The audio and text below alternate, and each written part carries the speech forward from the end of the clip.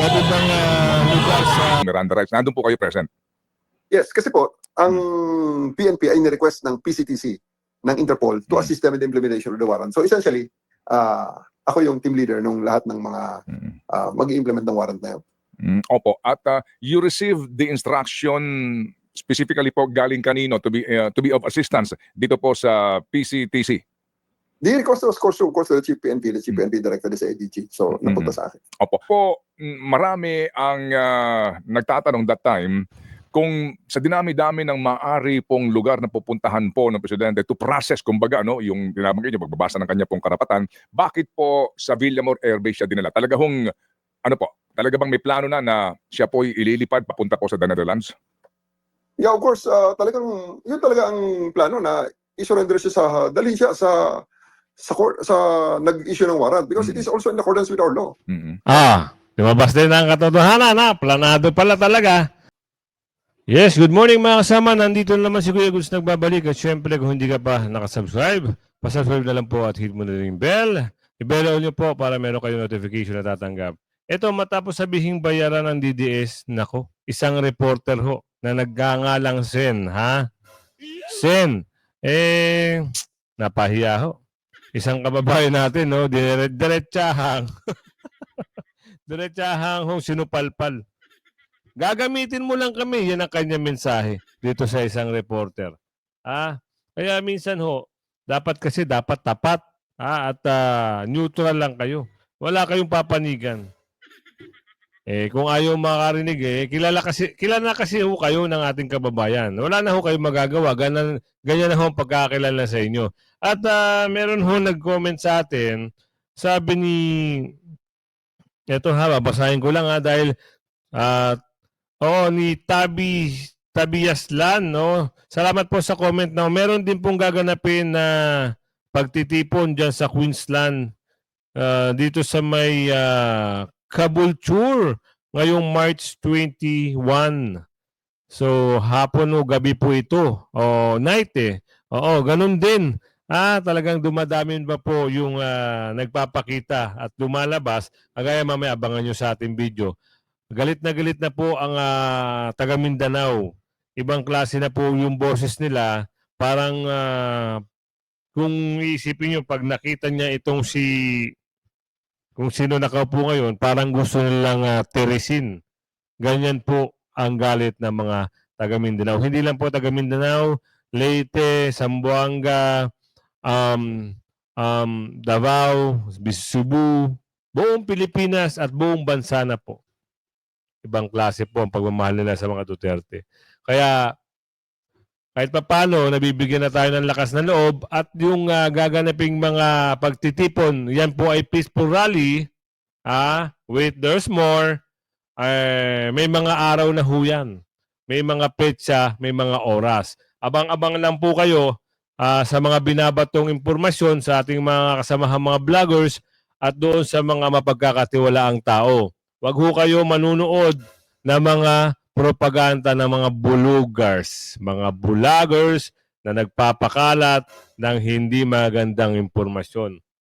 Ngayon, ito, pag ho kayo nakakita ng mga misinformation, huwag nyo na hong ituloy panoorin. Kilala nyo naman yung mga vlogger natin At yung mga stream, tatlo lang ho yan ang matitino dyan. Doon sa iba, huwag nyo na hong pag-aksaya ng oras.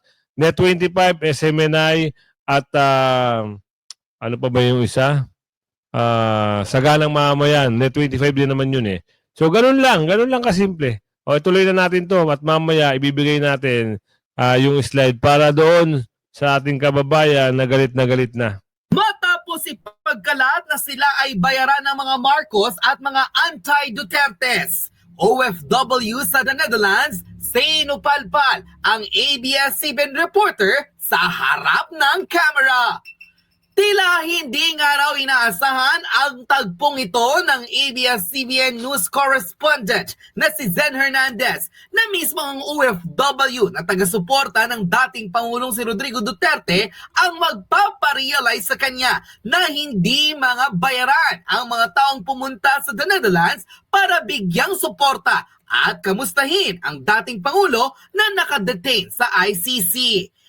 Ito ang actual video na umabot na sa mahigit sa 7 million views across social media platforms kung saan tampulan ng komento online nang tinawag ng OFW si Zen Hernandez na bias matapos ang kanyang hinagpis dahil sa di umano'y hindi raw nila binabalita ang mga totoong nangyayari patungkol sa mga taong nagsakripisyo para suportahan ang dating Pangulo. May ilang netizen pa ang nagsabi na tila karma ng araw ito ng mga TV reporter kung saan hindi ibinabalita ang totoo at tila pagiging bias ang inuuna kesa maglingkod ng tapat sa publiko. Yan. Narito ang komento ng isang netizen online kung saan sinabing dapat lamang raw mapahiya worldwide ang nasabing ABS-CBN reporter sa dami raw tila ng kanilang bias sa pagbabalita. Ayon sa kanya naging public post, everybody knows that the media in Philippines are biased. Wala na atang naniniwala sa kanila, not only because they are subjective sa kung ano ang binabalita nila, but mostly they are partisan at kung saan sila may nakikinabang. I'm happy that this ABS-CBN reporter named Zen Hernandez being slapped by the reality. Nagising ang mga Pilipino sa ginagawa nila. Alam ng taong bayan ang mga ginagawa nilang pangapi at pagtakip sa katotohanan. No wonder why our kababayan in Europe denied being interviewed by her or kahit umapir sa news reporting niya. She tastes her own medicine, isn't it? Ito, panoorin natin to ha. We are not paid by Yes, the yes, ma'am. Marcos. No. Yeah, we are here to sympathize. We are from Belgium, Germany, and Oh, nice. um, Lumipat ba kayo? Germany with our own money. Our reporter from ako rin taga ABS-CBN, Zen Hernandez po. Sen Hernandez. She's also reporting, taga dito I'm sa an Netherlands. ex-mayor of Cabacan. Talaga? I'm a two-termer. Baka pwede My kayong tumayo sa husband likod is niya. also a mayor. Ay, hindi. And Ay, we- makita. Gagamitin niyo lang kami eh. Si Sen Yes. she tried to check the Ahiya. of our president. He's an 80 years old by March 28. So pwede nga po, He was diba? kidnapped in the Philippines. Oo. Kasi parang we will mention na nandito yung supporters. Sa totoo lang, syempre may magsasabi na hindi pinapakita ang supporters now. We're showing people. Yeah. That's what Tigil na ate. That we are not paid. Yes, sir. And he's my husband. Are you married to Yeah. Yeah. He married at the Manila. From the Philippines. Yeah, we have over here. Email mo. Kakahiya mga kasama. Pag ganyan, pag ganyan yung sasabihin sa'yo, may mukha ka pang iharap. Ngayon ay napanood pa ng ating mga kababayan. Aba naman. Baka pwedeng sa susunod, wag kayo basta-basta na lang dahil kilala na kayo ng ating kababayan. Gagamitin nyo lang sila. Yan ang mainit na sinabi ni ating kababayan. No? Talaga naman eh. Tapos, kilala naman daw sila na sila yung bumibira kay Tatay Digong. Wala tayong magagawa dyan ate. Sorry kilala na kayo. Kaya next time, tigil-tigil na rin ha. At tuloy lang natin ito para mas maganda sa maganda. Napahiya siya worldwide dahil akala niya mauuto niya ang mga Pinoy na nagsuporta kay PRRD. She was in live and nakita kung paano siya nakiusap but hindi siya piniyagan ng mga OFW dahil alam na bias sila. Yan. Maganda na rin na nangyari ang ganyan, at least we all know na lahat ay may hangganan. Salute to nanay na nagsalita ng totoo sa harap ng mundo. Hindi bayad ang mga supporters ni PRRD. Kami mismo ang gumagastos para sa kanya. We booked the flight from Germany going to Netherlands, hoping just to see kahit a glimpse of him. We are not you, biased media. Yeah. Hindi kami bayaran ng mga Marcos at kahit kailan, hindi magpapabayad sa mga Marcos. Yung. Unquote. Narito at panoorin ang full video kung saan papunta pa lamang ang ABS-CBN correspondent na si Zen Hernandez sa mga kababayan natin sa the Netherlands. Tila agad itong nasupalpal matapos tawaging bias at kahit kailan na hindi raw sila magpapa-interview sa mga taong tila galit sa former president na si Rodrigo Roa Duterte. Buti nga. Buti nga. Para natauhan kayo. At hindi lang yan. Oo. Pag ikaw ay nakita, ng iba pang ating kababayan, baka hindi lang yan ang makita mo.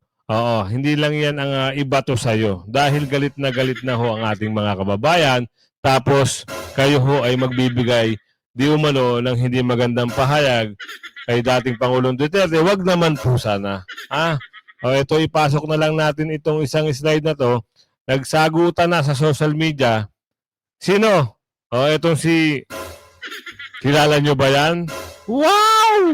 Ang tindi, ha? Ang tindi. Ibang klase ang katindihan, ha? Naku po. Sino hong kaanuhan ito, kadibatihan nito? Nagbabatuhan na ho sila ng salita ni Alan Cayetano. At ito. Aba, ang sabi ng ating kababayan sa Bisaya, ang gaba, di magsaba. Ano ba yung saba?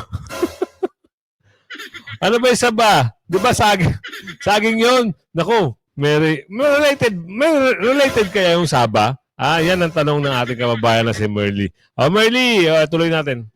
Wala kang karapatan, Alan Peter, para pangaralan kaming mga tumayo at lumaban para sa mga Pilipino sa ilalim ng rehimen ninyo ni Duterte. Puro due process at human rights ang nalalaman mo ngayon. Pero nasaan ka noong nilabanan ko sa Senado ang kawalan ng due process at paggalang sa human rights? Hindi ba sinabi mo pa na kailangan pa nating pasalamatan si Duterte dahil ginawa na niyang parang Singapore ang Pilipinas sa bakit hindi ba? Sa lahat ng mga hindi ba? Alam mo, sigaw ng taong bayan, Duterte lang ang Pangulo na nagbigay sigla sa Pilipinas. Tapos kayo, gigil mo ako! Hindi ba ikaw ang pinakaunang lumapastangan sa aking mga karapatan at kumalimot sa due process sa pagkatuwa mo sa pagka-aresto ko dahil sa mga peking kaso na nagawa-gawa ninyo? Huwag kang sinungaling, Alan Peter. Sa totoo lang, wala ka naman talagang pakialam sa due process at human rights hanggat hindi ikaw at si Duterte ang biktima. Huwag ka nang magdamit na human rights defender. Alam ng lahat na isa kang oportunistang politiko na naalala lang ang due process at human rights kapag kayo na ang nagigipit. Ano naman ang mali at illegal sa pag-aresto at pagdala kay Duterte sa ICC? Ano sa lahat daw? ng ating mga kababayan, kasi may pinost si former Senator, former Secretary of Justice, former head or chairperson of the Commission on Human Rights, Leila de Lima, na mga sagot sa issue na binanggit ko ng isang araw, which is very much welcome. But there are also accusations that are very unfounded and I would dare say are lies. And there are also pangpalito sa issue.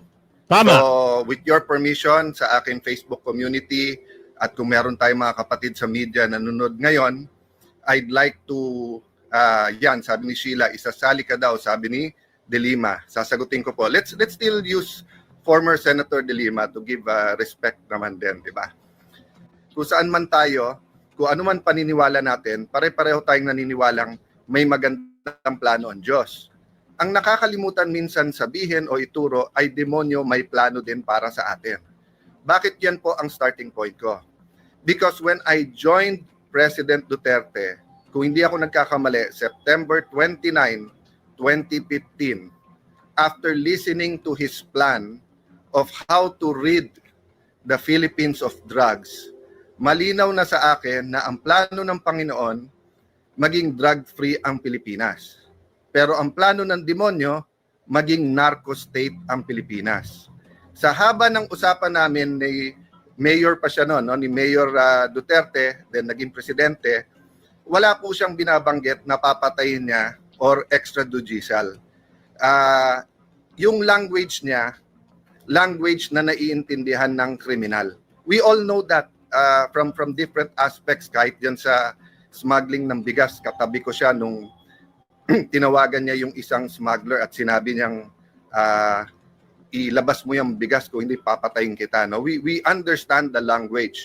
Ang point ko po, at that dinner, September 29, may picture pa kami, that's when I committed to him, pero sabi nga niya, hindi siya tatakbo, at sabi ko sa kanya, kaya tatakbo ka o hindi, I will support you. Nag-drawing siya nung kung bakit nagiging corrupt ang ibang pulis at militar. And he explained his systemic approach to the drug problem na relate niya sa criminal enterprise at kung bakit ang tingin niya malapit na tayo maging narco state. You can agree or disagree with that. But because sa Taguig, may dalawa kaming barangay na naging transshipment point and they were very powerful people involved. So much so na pag nanghuli ang pulis, siya pa nakakasuhan. So long story short, doon nag-umpisa ang aming storya. So let me address this now to Senator De Lima. She started out by saying, Alan is the last person in this world to talk about human rights. You should be the last person to talk about due process. Wala kang karapatan. So let's address that. Ano po ba nakalagay sa Philippine Constitution, ma'am?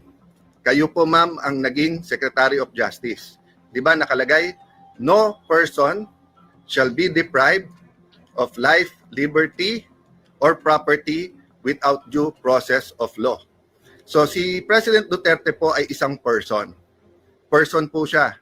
Sabi po ng Constitution, no person. Ako po, person din po ako. So paano mo sasabihin you're the last person who should be talking about it?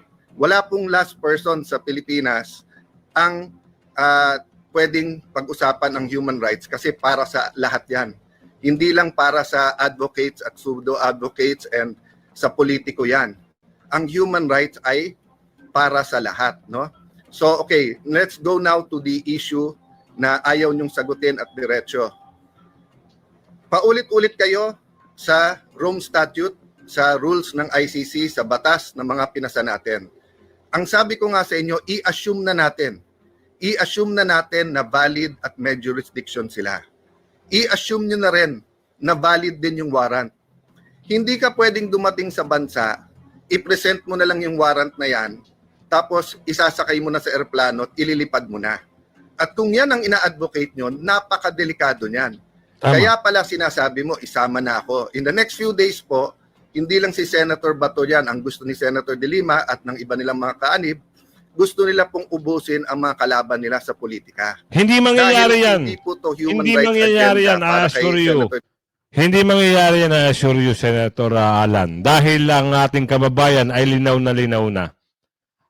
Ang target nila, ang mga kalaban nila. Pero, sasabihin ko nga sa inyo, dahil ang taong bayan ay gustong-gusto na silang, nako, Diyos mio, Marimar. Makikita nyo mamaya sa dulo ng ating video. Ituloy lang natin to.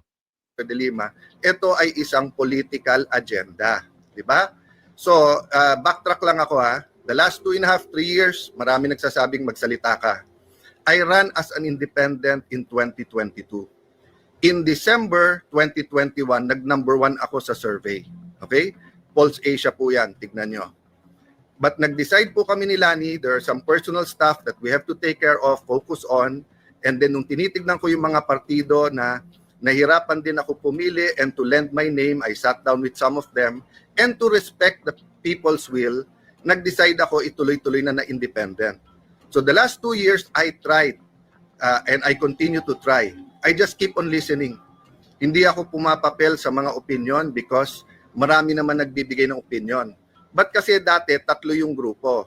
Yung Marcos Duterte na administrasyon, yung Dilaw, yung Liberal Party, yan sila, sila Senator De Lima, iba pa ho yung dilaw sa dilawan, ha.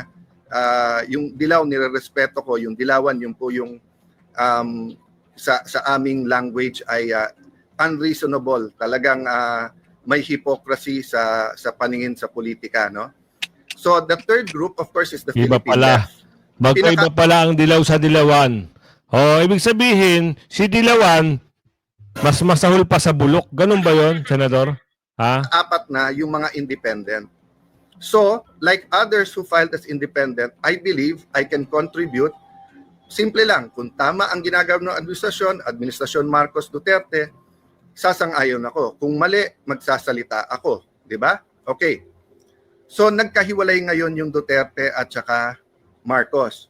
So, naging 5 grupo na. Yung Marcos, administrasyon, nabuo yung Duterte na oposisyon, nandiyan pa rin yung dilawan, at kung makikita nyo po, tignan nyo po, very, very early pa, siguro first year, second year, sinasabi na po ni former political advisor during Pinoy's time, si Ronald Llamas, sinasabi niya, mag-aaway yan, sila Bongo, magiging ganyan.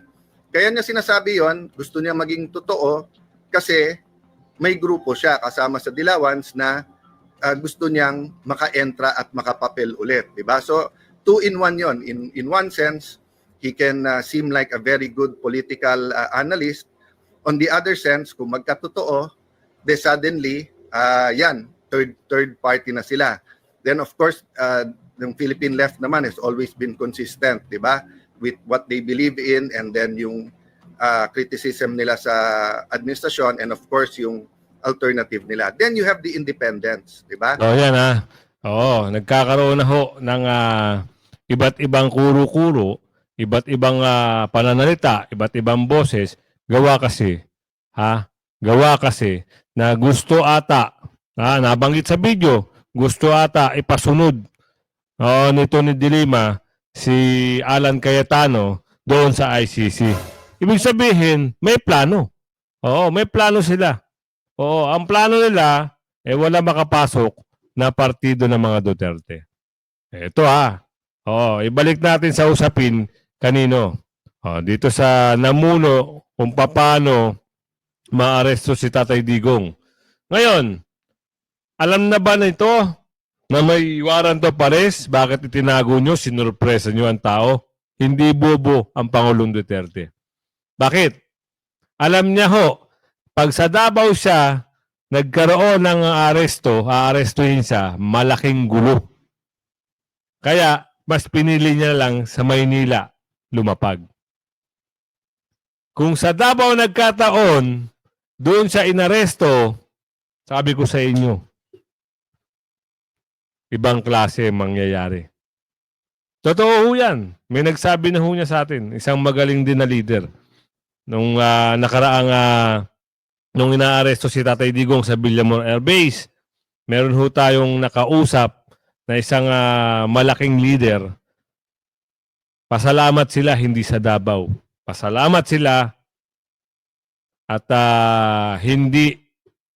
walang hinayag na salita si tatay. Sasama ko, yun lang. Para hindi magkagulo, yun lang. Yun ang pinanghawakan din ng ating mga kababayan. So ito, babalik natin dito sa interview. Kanino? Ito, panoorin nyo. Si PNP CIDG Chief Nicolas Torre III. Magandang umaga po, sir.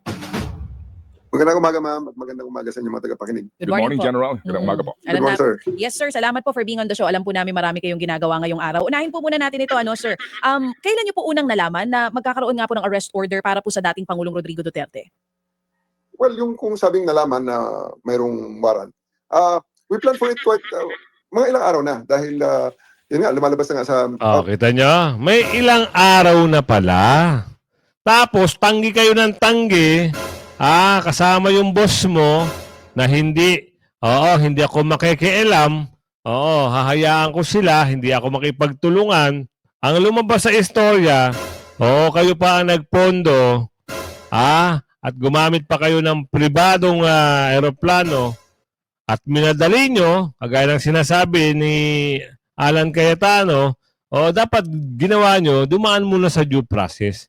Pero hindi Meron pang hinaltak na nandun sa video. Isang ebidensya yon.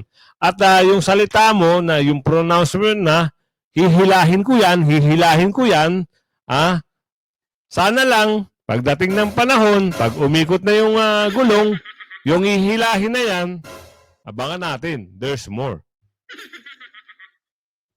Media outlets na forthcoming ang warrant. So ayaw naman naming mabulaga, naghanda na kami. Pero like yung pong order po para talagang sa kanyang pag-aresto, nun din po bang araw na iyon o beforehand pa? Kung ang Nakapag-usap sinasabi niyo yung existence ng warrant, Yes po. a couple of days before, alam na namin may warrant. Tapos hinintay na lang namin yung request ng Interpol for assistance. So na lumabas ang request na yun around mga 3 o'clock ng madaling araw ng pagdating niya. Asan ang request ng Interpol? Dapat meron kayong hard copy. 'Di ba? Nagbabasa ka eh. 'Di ba? Nagbabasa ka through phone. Ibig sabihin soft copy 'yun. Dapat pinakita mo yung hard copy, violation pa rin 'yun. Ilang violation na yung nagawa nyo. Kaya nga kayo ngayon ginagawa ng Supreme Court pinasasagot kayo within 24 hours. Yun ang aabangan namin. Yun ang tututukan namin. Tsaka itong issue na to, panakipbutas na lang to. Sa katotohanan. Ang issue ay dapat harapin nila, ang dapat sagutin nila ay yung BICAM at pag-uubos ng pondo ng PhilHealth. Yun po ang number 1 issue. Ngayon, natatakpan na lang dahil may issue rin sila na kailangan nilang pagtakpan dahil may nagsisiwalat na. So, ito yung pinaka-big. At pwedeng magsabi na isang pinakamalaking alas nila. Diba? Para mapag-usapan at mawala at malihis na yung issue ng BICAM. Pero, mas mali ang ginawa nila. Parang sila ang nag-provoke, sila ang nagbigay ng galit ng tao.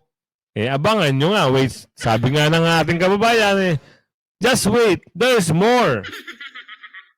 Opo. Nangyari nga po yung pag-aresto noong March 11 at may mga alegasyon na hindi daw po sinunod ng mga otoridad yung tamang protocol sa pagkaka-aresto dito po sa dating Pangulo. Ano pong masasabi niyo ukol dito? Well, everything was done in accordance with the law. Alin ba ang sinasabing ng provision na hindi namin nasunod? Siguro po, General, kung mamarapatin po ninyo kasi nga ang daming fake news ngayon, di ba? Kung ano-anong version. Pwede ba ho, can you guide us through? Nung, di ba ho, sakay po ng Cathay Pacific flight ang dating Pangulo, pwede ho ba natin malaman lang yung pong timeline nito? Dumating siya, paano po kayo nakapasok doon sa eroplano, and then yung inyong, napakita niyo ho ba daw yung arrest warrant na ito? Kasi may claim ang mga abogado niya na wala kayong dalang warrant. Pwede ho ba namin malaman po yung pangyayari yung please? Well, unang-una, hindi ho kami pumasok sa aeroplano dahil alam natin international flight yon at international airline yon. Hindi ka pwede pumasok doon ng hindi ka pinapayagan ng pilot in command. So, ang plano is hintayin namin siya sa tube. Paglabas niya ng aeroplano, saka siya babasahan ng kanyang karapatan at arestuhin na. Paglabas niya, merong pinakita sa kanya na hard copy, yung PCTC. Ang lead ho na agency doon kasi, yung PCTC.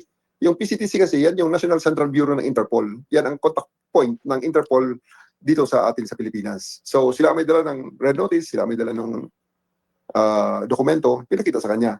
Pinakita sa mga abogado kasi unang lumabas si E.S. Villaldea, yung misis, at saka si Attorney Del Gray, at saka yung mga general. So, they try to, I would like to say na talagang bully us into submission na hindi totoo ang aming mga dalang papel at wala kaming karapatan na to take him into custody. Pero eventually nga, lahat ng kanilang mga hiningi, hanggang sa usapan nga lang, napakasimple na admitted naman ni Attorney Villaldea na hindi ma-issue ang red notice ng Interpol kung walang warrant.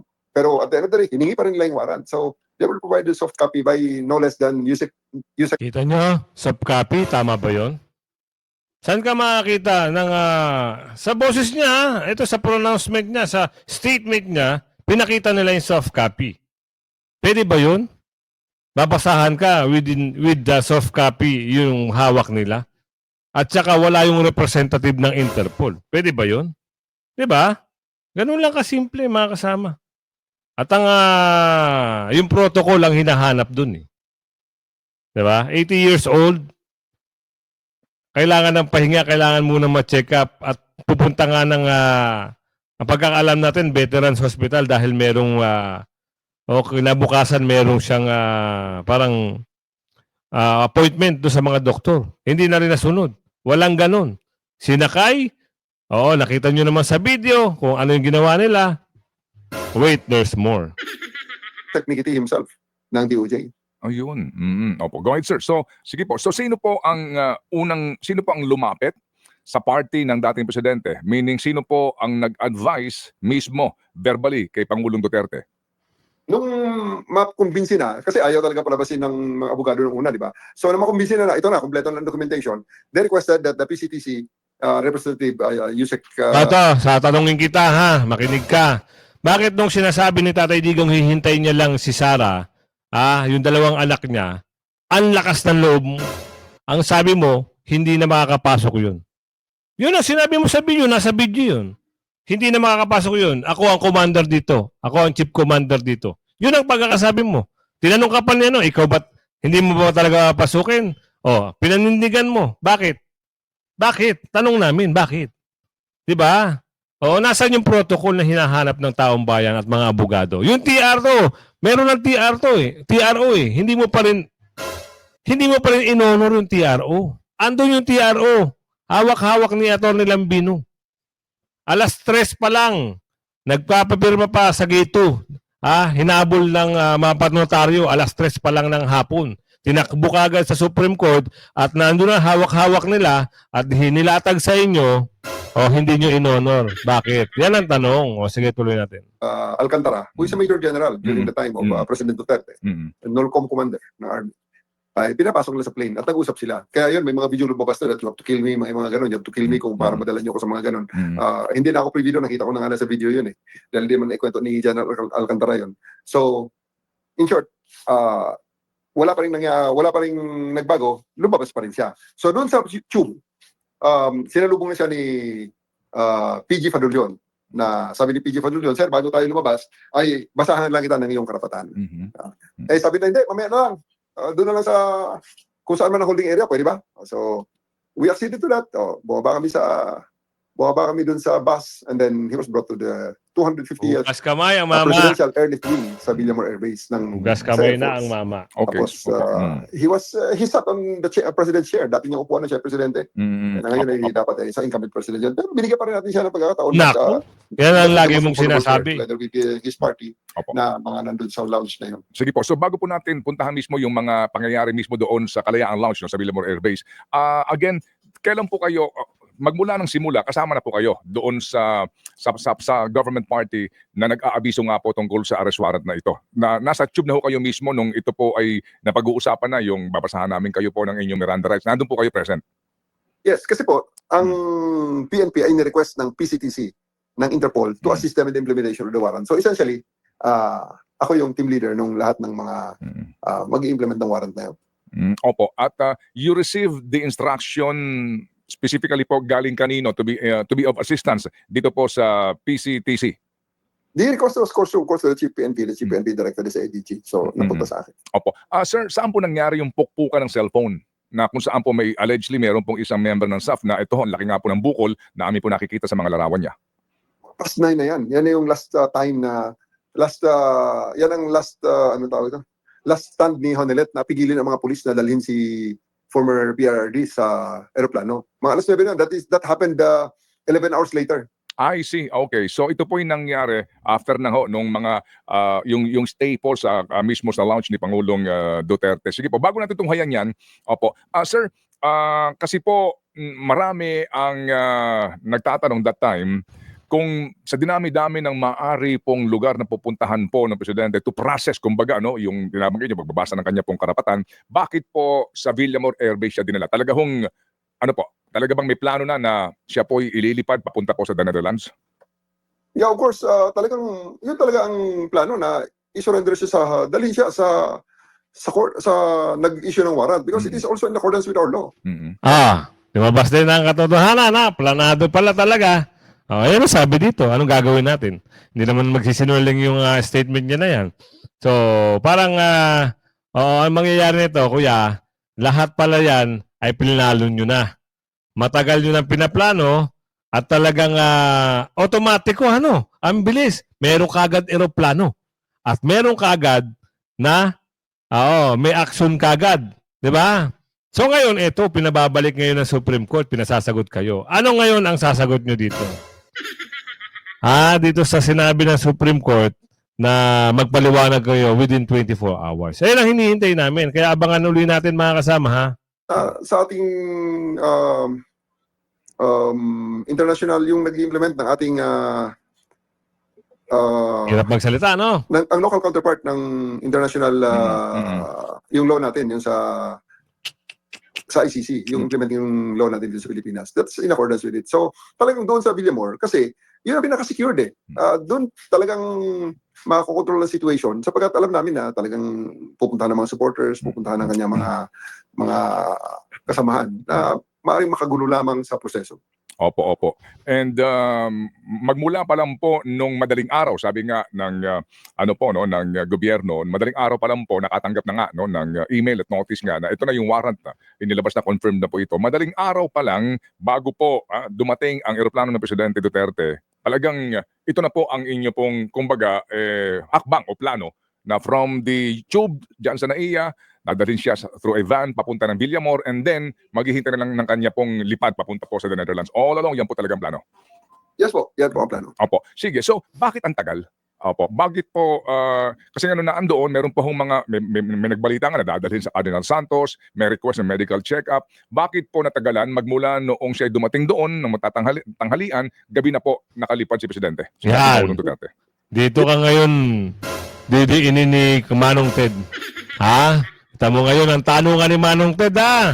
Oo, bakit pinatagal nyo ng ganon? Ha? Ano hinihintay nyo? Yun po yung dahilan. Napakaraming legal obstacles. Lahat na lang ho ng klase ng medical examination ay hiningi na. Kaya nga, nagdala pa kami ng ECG. Kaya nga sinabihan ko sila, alam nyo, ang accommodation na ibinigay sa inyo namin is so much na. Hindi na ito ordinaryo. Sobrang special treatment na ito. Ilan ba ang nahuli ngayong araw na to ng mga Pilipino dahil sa iba-ibang mga offenses sa iba-ibang parte ng bansa?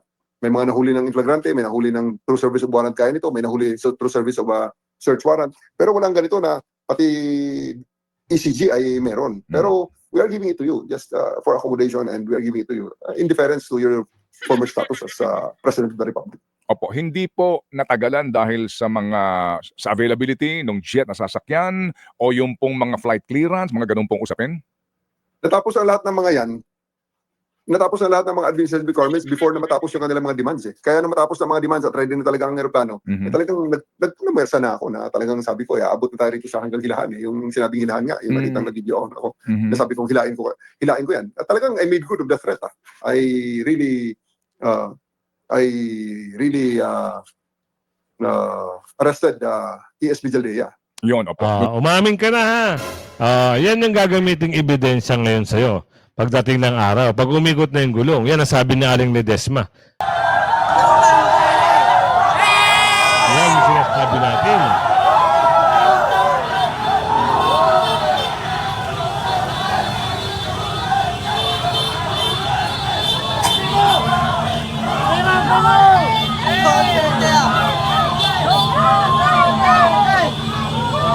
Bago bang lugar sa